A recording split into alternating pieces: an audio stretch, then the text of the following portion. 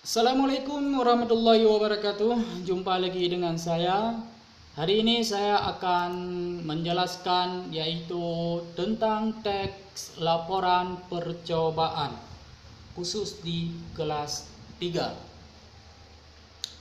Sebelum kita lanjut, perkenalkan ini yang menyampaikan materi yaitu Muzammil. Sebelum kita lanjut, yang pertama sekali jangan lupa yaitu subscribe. Nah, kemudian di like, kemudian beri tanda lonceng. Nah, akhirnya kita akan kita lanjutkan lagi ya. Yang pertama sekali yaitu berbicara tentang pengertian teks laporan.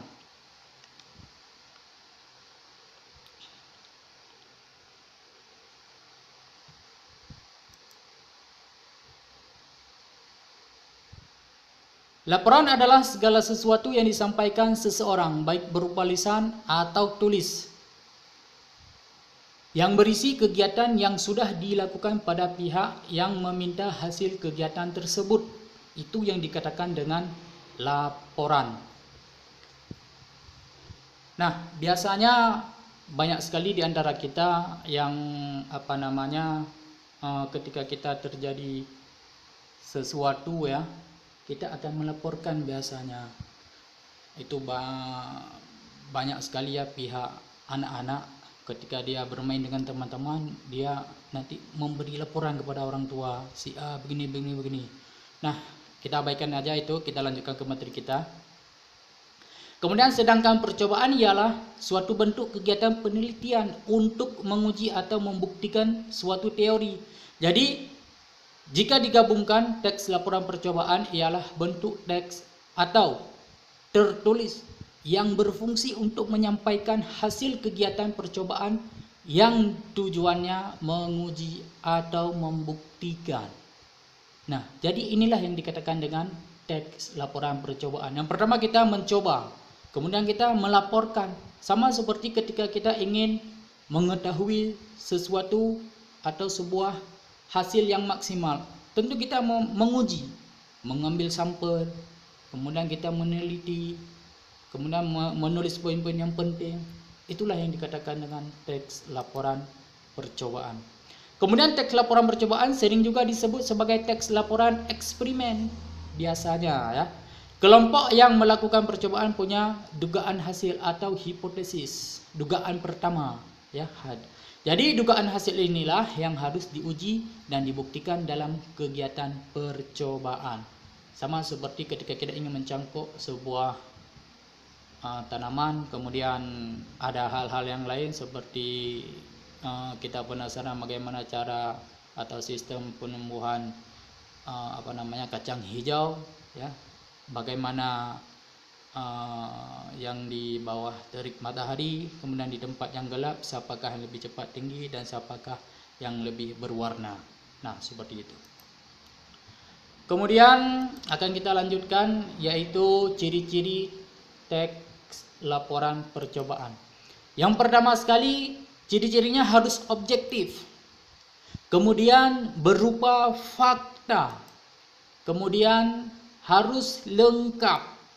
Nah, jadi objektif, fakta, dan lengkap. Ini akan kita kupas satu persatu.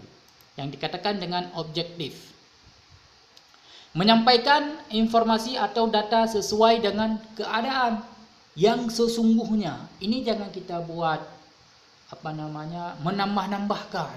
Jangan kita nambah-nambahkan. Tetap kita menyampaikan yaitu dengan keadaan yang sesungguhnya. Kalau memang tidak baik, sampaikan hal yang tidak baik. Kalau memang baik, sampaikan hal yang baik. Ketika kita menyampaikan informasi, itulah yang dikatakan dengan objektif. Apabila hasil tidak sesuai hipotesis, sampaikan apa adanya sesuai hasil percobaan yang dilakukan. Misalnya kamu sedang menguji perbandingan vitamin C pada buah jeruk dan stroberi. Kamu menduga buah jeruk punya vitamin C lebih tinggi daripada stroberi. Ternyata setelah ya, dilakukan percobaan, hasilnya tidak sesuai dugaan. Nah, jika hipotesis tidak sesuai hasil, sampaikanlah hasil percobaan sesuai dengan keadaan yang sebenarnya, sesuai dengan apa yang kita dapatkan. Itulah yang dikatakan dengan objektif. Kemudian akan kita lanjut, yaitu berupa fakta. Nah, jadi yang dikatakan dengan berupa fakta yaitu hasil yang disampaikan dalam teks laporan percobaan benar-benar sudah dilakukan. Penyampaian kalimat pun harus berupa fakta. Coba bandingkan kedua kalimat di bawah ini. 1. Kandungan vitamin C stroberi sekitar 29 mega tiap 100. Kemudian terkandung 54 mega vitamin C dalam setiap 100. Nah, di sini kan ada perbandingan 29 100. Kemudian 54 sampai dengan dalam setiap 100. Nah, pada kalimat yang pertama bukanlah fakta karena informasinya belum pasti dan terkesan masih berupa dugaan karena penggunaan kata sekitar. Nah, di sini kita bisa melihat yaitu sekitar. Kalau sekitar ini belum pasti, ya, belum pasti. Sedangkan kalimat yang kedua berupa fakta karena menyampaikannya informasi secara pasti dan bisa dibuktikan. Ini sangat jelas. Kemudian akan kita lanjut yaitu lengkap. Nah, ketika kamu harus menyampaikan semua informasi dalam teks laporan percobaan, ya, tulislah selengkap-lengkapnya supaya pembaca bisa mengerti laporan secara utuh dan bisa bermanfaat. Jadi sampaikan informasi tersebut secara utuh dan lengkap. Kemudian untuk ciri-ciri kebahasaan, ya, kalau kita berbicara tentang teks laporan percobaan, dia tentu menggunakan ciri-ciri kebahasaan. Yang pertama sekali menggunakan kaidah bahasa Indonesia yang baku. Jangan lu gua nanti, itu nggak akan fair, ya. Kemudian menggunakan kalimat simpleks dan kalimat kompleks. Kemudian menggunakan konjungsi, menggunakan istilah teknis, menggunakan kata bilangan numeralia, ya, atau numeralia. Kemudian memperhatikan kata depan dan imbuhan awal. Itu biasanya ada sufiks, prefiks, infiks, ya. Itu nanti akan kita jelaskan satu persatu, ya, di channel yang akan datang. Ya, jadi hari ini kita akan menunjukkan yaitu yang pertama sekali di sini ada struktur teks laporan percobaan. Ya, kita lanjut ke strukturnya. Struktur teks laporan percobaan ini yang pertama sekali yaitu terdiri atas judul. Harus ada judulnya. Kemudian di samping judul harus ada tujuan. Kemudian alat dan bahan. Kemudian di samping alat dan bahan harus ada yaitu langkah-langkah. Kemudian hasil. Setelah hasil baru ada kesimpulan. Nah, keenam, struktur ini tidak boleh hilang ketika kita membuat sebuah teks laporan percobaan. Langkah-langkah membuat teks laporan percobaan. Tadi unsur, kemudian membuat judul, kemudian menyusun kalimat pembuka. Ini langkah-langkahnya, ya. Kemudian menyusun isi laporan. Kemudian menyusun kalimat penutup.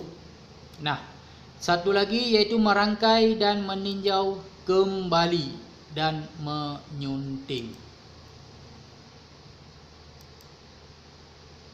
Di sini ada satu contoh teks laporan percobaan yaitu membuat telur asin.